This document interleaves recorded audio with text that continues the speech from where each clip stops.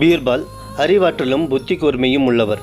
எவ்வளவு பெரிய சிக்கல்களையும் தமது அறிவு திறமையாலே சமாளித்து விடுவார்னு கேள்விப்பட்ட கபூல் அரசருக்கு பீர்பாலின் அறிவாற்றலை ஆராய்ந்து அறிய ஆவல் ஏற்பட்டது. அதனால் ஒரு கடிதத்தில் மேன்மை தாங்கிய அக்பர் சக்கரவர்த்தி அவர்களுக்கு, ஆண்டவன் தங்களுக்கு நலன்கள் பலவும் வெற்றிகள் பலவும் தருவாராக. தாங்கள் எனக்கு ஒரு குடம் அதிசயம் அனுப்புமாறு கேட்டுக்கொள்கிறேன் என்று எழுதி கையெழுத்து போட்டு தூதன் மூலமாக அக்பருக்கு அனுப்பினார் கபூல் அரசர். கடிதத்தை படித்த அக்பர் திகைத்து, ஒரு குடம் அதிசயம் அனுப்புவதா, ஒன்றுமே புரியவில்லையே என குழம்பி அரண்மனையை சுற்றி வலம் வந்தார். அக்பர் முகம் குழப்பத்தில் இருந்த பீர்பால் கண்டார். பீர்பால் அக்பரிடம் சென்று இது பற்றி வினவினார். அக்பர் கடிதத்தை பீர்பாலிடம் கொடுத்தார். அந்த கடிதத்தை படித்தார் பீர்பால். பீர்பால் நீண்ட சிந்தனைக்கு பிறகு அக்பரிடம் 3 மாதத்தில் அதிசயம் அனுப்புவதாக பதில் எழுதுமாறு சொன்னார். பிறகு அக்பர் பீர்பாலிடம் ஒரு குடம் அதிசயம் எப்படி அனுப்புவீர் என்று வினவினார். அதற்கு பீர்பால் 3 மாதம் கழித்து அந்த அதிசயத்தை பாருங்களேன் என்றார். பீர்பால் வீட்டுக்கு சென்று ஒரு மண்குடத்தை எடுத்து ஒரு பூசணி கொடியில் காய்த்திருந்த பூசணி பிஞ்சை ஒன்றை கொடியோடு மண்குடத்திற்கு வைத்தார். பிறகு வைக்கோலால் குடத்தை மூடினார்.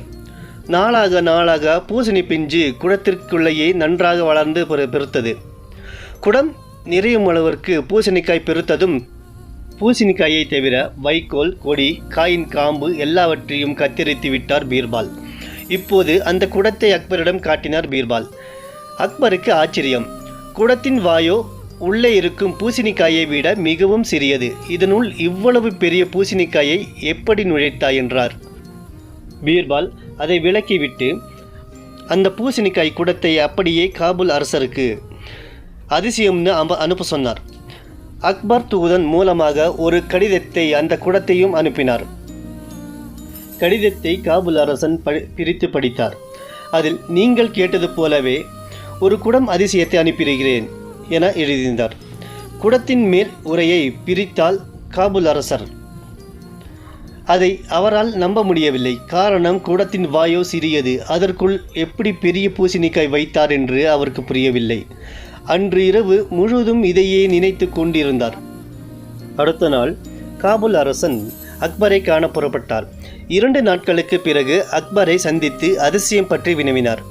அதற்கு அக்பர், இதை நான் சொல்வதை விட பீர்பால் சொன்னால் நன்றாக இருக்கும் என்று வீரர்களிடம் பீர்பால் பற்றி வினவினார். அதற்கு அவர்கள் பீர்பால் பயிற்சி கூடத்தில் இருப்பதாக கூறினார். சிறிது நேரத்திற்கு பிறகு அக்பர் மற்றும் காபூல் அரசர் இருவரும் பயிற்சி கூடத்திற்கு சென்றனர். அங்கே பீர்பாலை சந்தித்தனர். பீர்பாலும் அதை எவ்வாறு செய்தார் என்று விளக்கினார். அதை கேட்ட காபூல் அரசன் பீர்பாலின் புத்தி கூர்மையை எண்ணி வியந்தார்.